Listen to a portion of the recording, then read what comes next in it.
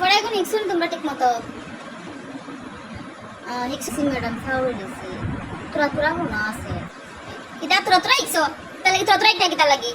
কোন দিনের ফড়া দিয়া গেছি গুণ আজ এক ফড়া লিয়ে বইতে এক মাস পরীক্ষা আইলে বাদে ডিম খাইবার সময় ম্যাডামর দুষাই বলতা ম্যাডাম যে ঠিক মতো ফড়াইয়া এখান তো আর দেখতা না খাওয়াইয়া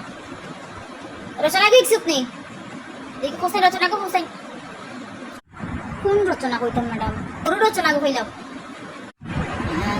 গরুর রচনা গরু আমাদের জাতীয় প্রাণী গরুর 4টা পাও আছে গরুর লম্বা এখন লেজ আছে গরুর 2টা শিং আছে ঠিক আছে গরুর 2টা চোখ আছে গরুর মোটা একটা নাক আছে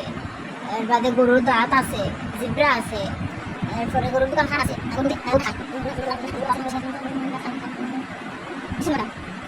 খুব সুন্দর রচনা হয়েছে কি সুন্দর হয়েছে পরীক্ষা দেও লেখে নানি দোষের মাঝে মনে ভালো ধরে ভাই দিতে পারো তুই ইকসত নি তোরা মনে আছে তোরা ইকসত একে খাওয়া সাইন যত খানি খ উই আরে তুই খেয়ে দেস না বলি বাস তাহলে